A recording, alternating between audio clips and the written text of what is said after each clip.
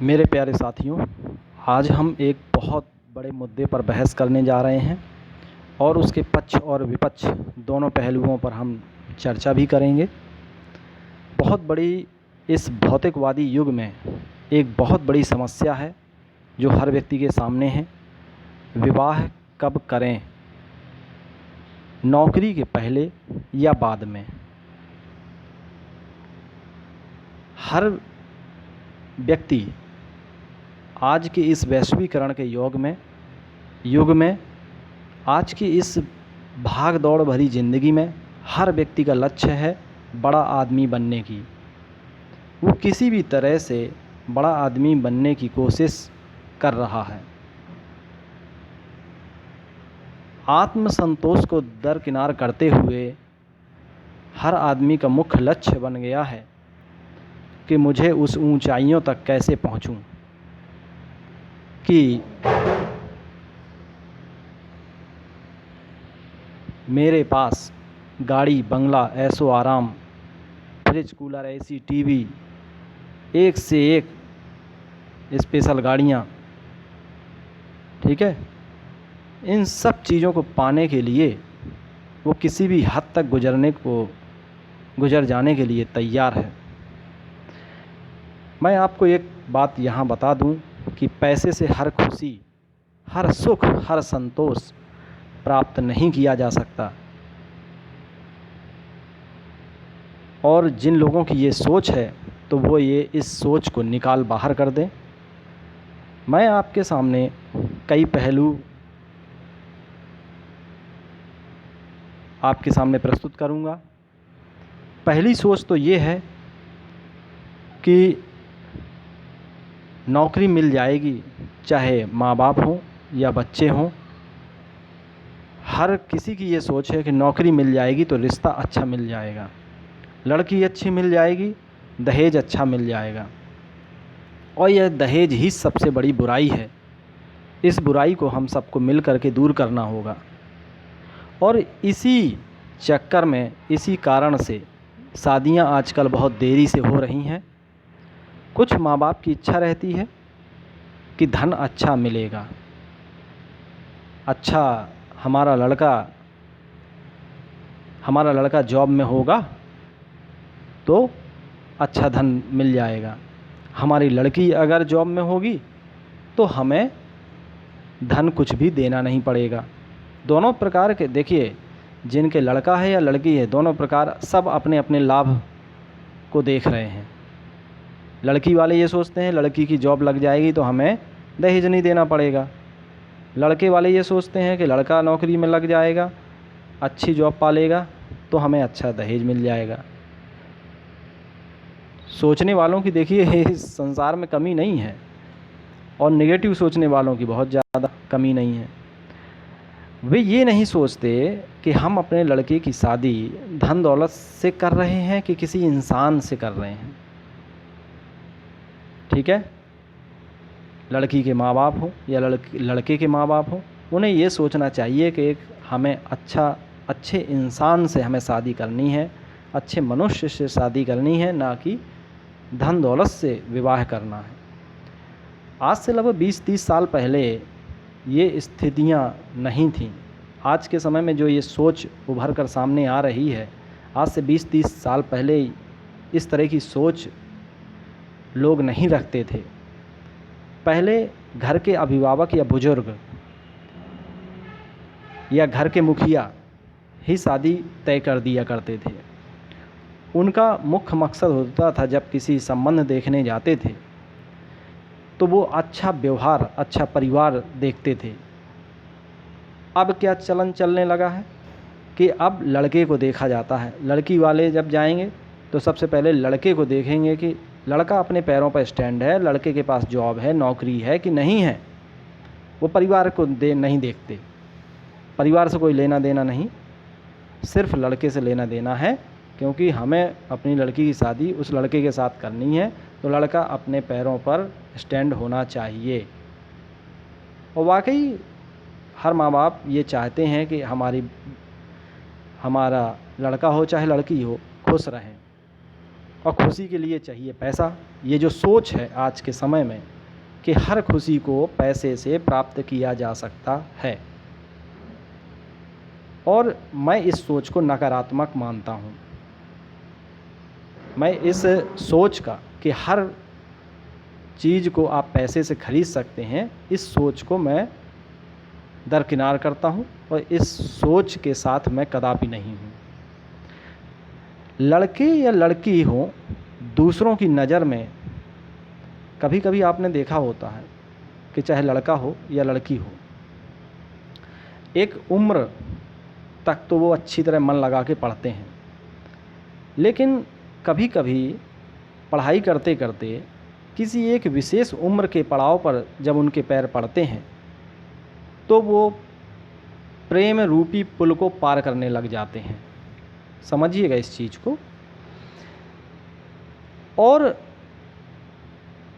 देखिए, सभी माँ बाप को ये लगेगा कि हमारा लड़का लड़की पढ़ रहा है, उसको तो पढ़ाई में लगाए रहो बस, लेकिन वो ये नहीं जानते कि वो अपनी शारीरिक ज़रूरतों की जो पूर्ति है एक विशेष उम्र पर पहुंचने के बाद जिन चीज़ों की उसको ज़रूरत है वो तो ज़रूरत वो प्राप्त कर लेगा, चाहे वो शादी हो या ना हो।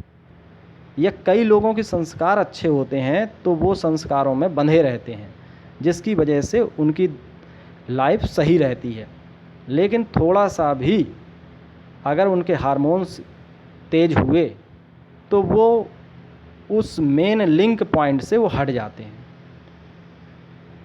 इसी वजह से और याद रखिए, जब उन लड़का या लड़की का प्रेम विवाह, जिस प्रेम रूपी पुल को वो पार कर रहे थे, और जब उनका प्रेम विवाह किसी कारण से नहीं हो पाता है तो माँ बाप तो दबाव देते हैं कि हमारी मर्ज़ी से शादी होगी।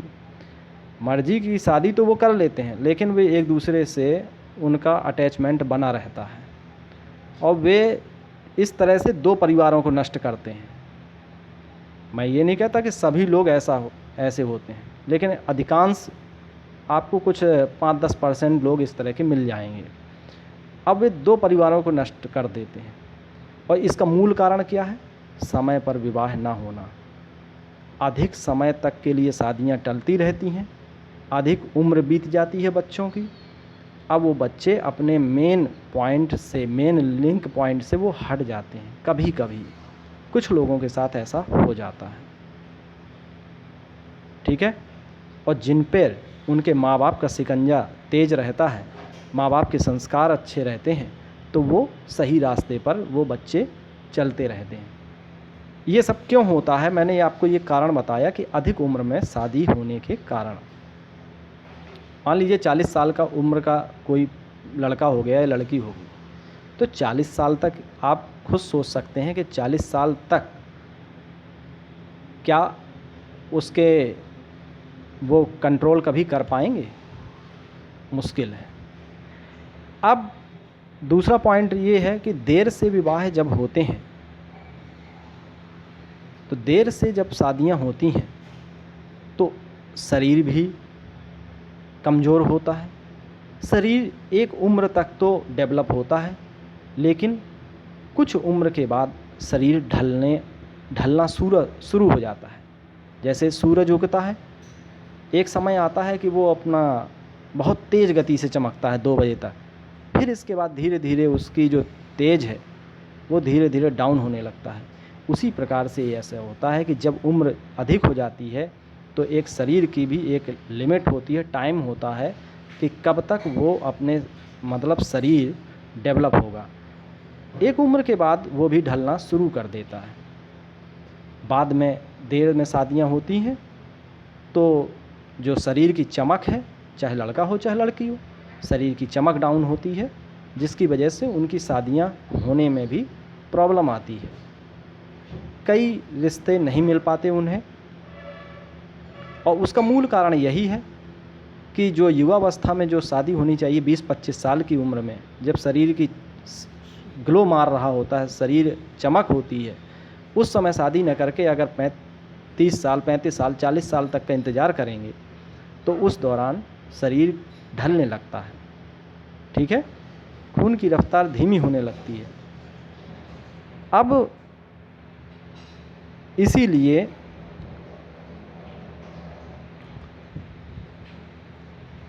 कई बार ये होता है कि देर से अधिक विवाह होते हैं। ठीक है, एक परंपरा है वो पूरी हो गई, विवाह हो गया। मान लीजिए 40 साल की उम्र है लड़के की, उस समय उसने विवाह किया, तो हो सकता है कि ब्लड की रफ्तार मतलब ब्लड की रफ्तार धीमी होने के कारण संतान उत्पन्न होने में समस्याएं भी आएँ। अब जब समस्याएं आती हैं तो संतान सुख से भी वंचित रह जाते हैं कई लोग। ठीक है,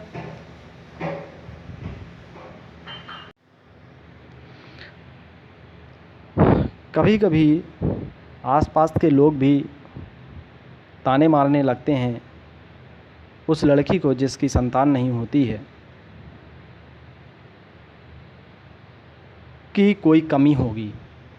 ठीक है, बहू में कोई कमी होगी तभी तो संतानें नहीं हो रही हैं, जबकि वो उस मुख्य कारण तक नहीं पहुंच पाते कि उसका मुख्य कारण क्या है, शादी में लेट होना। ठीक है, विवाह समय पर ना होना। तो इसका मेन पॉइंट क्या निकला, संतान सुख की प्राप्ति से भी कई लोग वंचित रह जाते हैं। ठीक है, माँ बाप ये सोचते हैं कि नौकरी से पहले अगर शादी कर देंगे तो पूरा खर्चा उनको उठाना पड़ेगा। अधिकांश लोग ऐसा सोचते हैं, और वास्तव में इस देखिए खर्चा तो लगता ही है। जब शादी होगी तो 2 लोग जुड़ जाएंगे। ठीक है, लड़का का भी खर्चा उठाना पड़ेगा, लड़की का भी खर्चा उठाना पड़ेगा। तो ये तो बात सही है कि पूरा खर्चा उनको उठाना पड़ेगा, ऐसा सोचना है कुछ लोगों का, लेकिन मैं इस सोच को गलत मानता हूँ, जबकि ऐसा नहीं सोचना चाहिए। एक स्ट्रेटजी या प्लानिंग बना के काम करिए कि हमारी सही उम्र पर हमारे पुत्र की जॉब लग जाए। जॉब नहीं लगती है तो कुछ बिजनेस अपना कर ले, अपने पैरों पर स्टैंड हो जाए। ठीक है, एक मेरे इस वीडियो बनाने का मकसद ये था कि एक लिमिट होनी चाहिए एक तय, ये नहीं कि चाहे 40 साल तक 50 साल तक इंतज़ार करते रहें किसी एक लक्ष्य को पाने के लिए। ठीक है,